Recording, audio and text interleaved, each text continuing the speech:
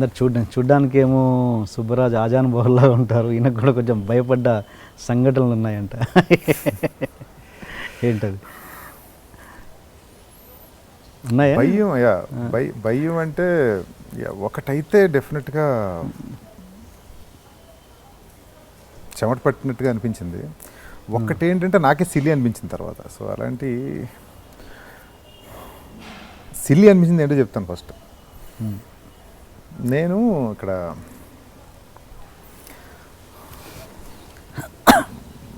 మన Jubilee hills next place కౌరి హిల్స్లో ఉండేవాడిని.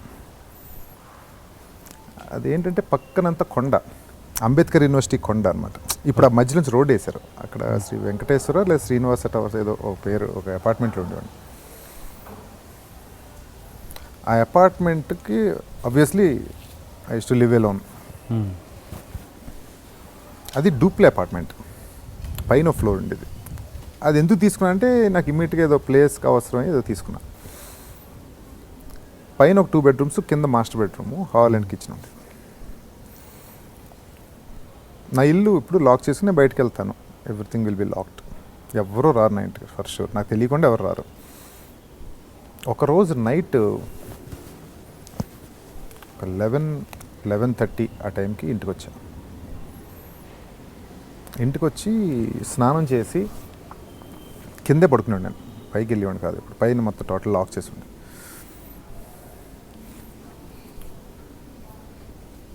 లైట్స్ అన్ని ఆఫ్ చేసి బెడ్రూమ్లోకి వెళ్ళి, బెడ్రూమ్లో ట్యూబ్ లైట్ ఒకటి చేద్దరు ఉంటుంది కదా స్విచ్, ఫ్యాన్ వేసుకుని ల్యాప్టాప్ ఓపెన్ చేసి పడుకుని ల్యాప్టాప్ ఒళ్ళో పెట్టుకుని ఇలా వర్క్ చేసుకుంటున్నాను. ఏదో చేసుకుంటుంటే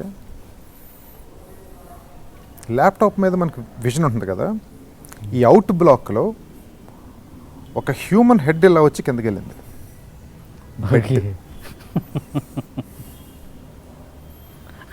నాకు ఇల్యూజనా ఏంటో అర్థం కాల.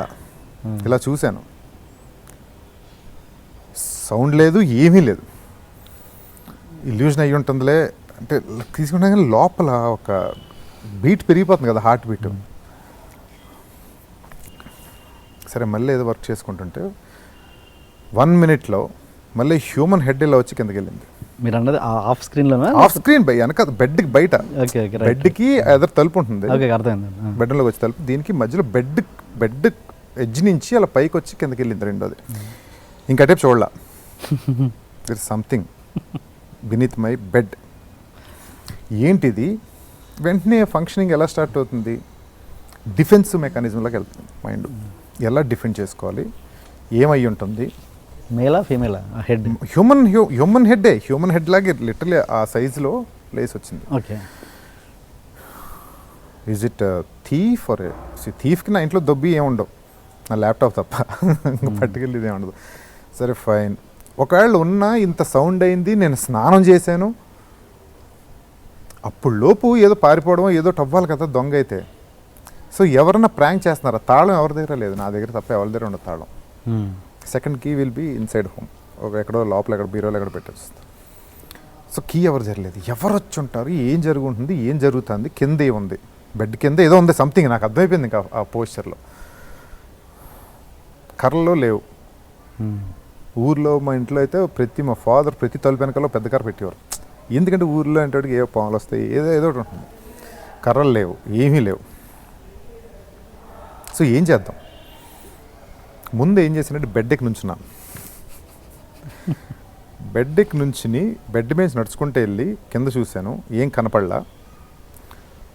జంప్ చేసి డోర్ ఓపెన్ చేసి బయటికి వెళ్ళి డోర్ వేసాను ముందు. First sign. తలుపు కింద గ్యాప్ ఉంటుంది కదా, ముందు తలుపు వేసాం. హాల్లో లైట్ వేసి తలుపు కిందకి బుర్ర పెట్టి చూశాను.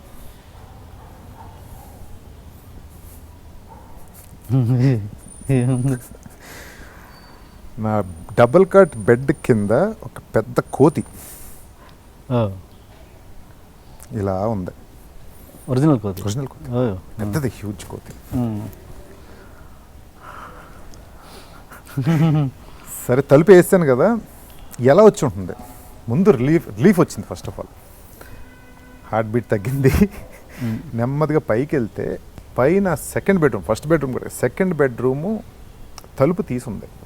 అది ఎప్పుడు ఎవరు తీసారా, పొద్దున ఎవరు సర్వెంట్స్ క్లీన్ చేసినట్టు తీసి మర్చిపోయి ఉంటారా. ఆ వెనకాతలంతా కొండలు, అక్కడికేమో నెమళ్ళు ఇవన్నీ వచ్చి ఉండే అనమాట.